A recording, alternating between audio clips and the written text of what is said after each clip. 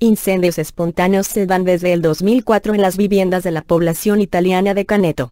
Estudios científicos, encargados por el gobierno, no consiguen aún determinar las causas.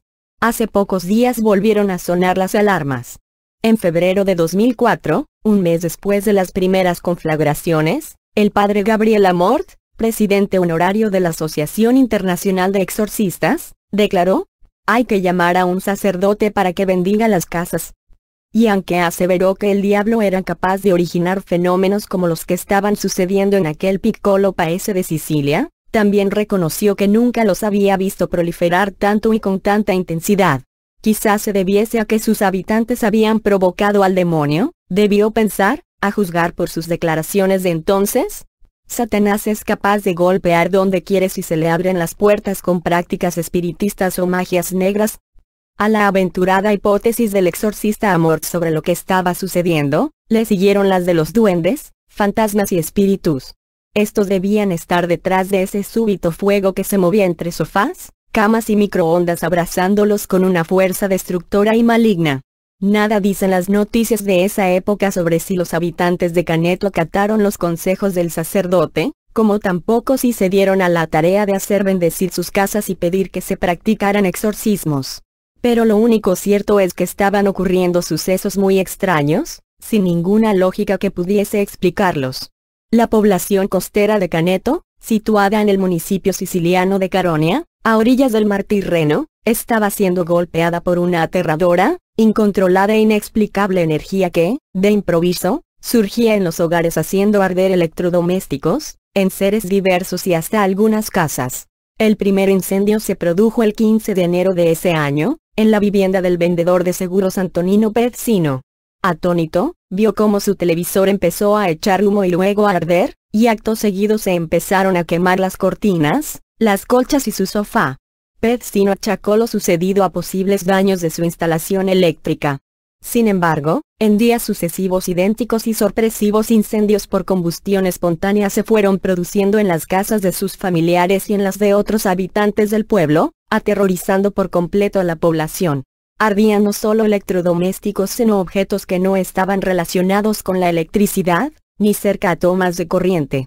El alcalde de entonces, Pedro Spinato, presionado por las protestas de sus ciudadanos, decidió evacuar todas las casas para poder entrar en estas y estudiar lo que estaba ocurriendo. Para resguardarlas de posibles robos pidió un destacamento de policías y para prevenir más incendios trajo a pernoctar a un contingente de bomberos. Por su parte, los habitantes de Caneto se alojaron en domicilios de familiares y amigos. Con el fin de determinar lo que estaba ocurriendo, la empresa de energía eléctrica, desplazó personal suyo hasta Caneto. Cortaron la electricidad a las viviendas y se pusieron a investigar. Pero, para sorpresa de todos, el domingo de esa semana de sobresaltos, sobre las 18:45, Antoni, el sobrino de Filippo Casella, un anciano del pueblo, desde la estación del ferrocarril vio algo que lo dejó estupefacto: el contador eléctrico de la casa de su tío estaba ardiendo. Era imposible que fuese por un problema de electricidad. Desde el sábado anterior no teníamos luz y, además, se había eliminado uno de los generadores, explicó en su momento. Antoni no fue el único sorprendido. La energía siniestra, que hacía entrar en combustión espontánea y por separado diversos enseres y aparatos eléctricos, parecía no querer detenerse. En el hogar de una pareja de jóvenes recién casados, que tampoco contaba con suministro de energía eléctrica, ardió todo el mobiliario, la nevera y el resto de enseres que componían su vivienda. Y luego el fuego devorador visitó más hogares. Policías y bomberos fueron testigos de lo que estaba sucediendo. Un jefe de la policía alcanzó a declarar que detrás de todo aquello debía haber manos intencionadas.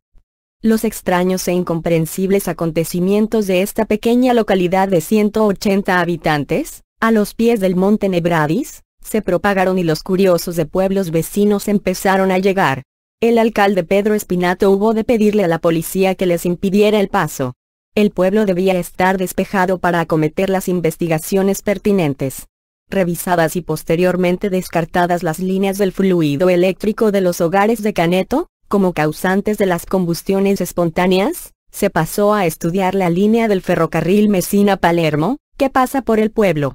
Se creía que dicha línea podía estar produciendo dispersión de energía adyacente y que esa fuese la posible causa de los siniestros domésticos. Pero esto también quedó descartado. Sucedió entonces que, de repente, y sin que mediara ninguna explicación, los incendios dejaron de producirse. Se habían ido de la misma forma en que habían venido, sin explicación alguna. Los habitantes de Caneto regresaron, pues, a sus hogares. Tiempo después, las combustiones repentinas se volvieron a producir. Y al pequeño pueblo costero regresó el miedo. En el año 2005, el alcalde Pedro Spinato se vio en la necesidad de hacer un llamado nacional. El entonces primer ministro Silvio Berlusconi tomó cartas en el asunto y creó un grupo interdisciplinar de expertos con el fin de que se investigara a fondo lo que estaba ocurriendo.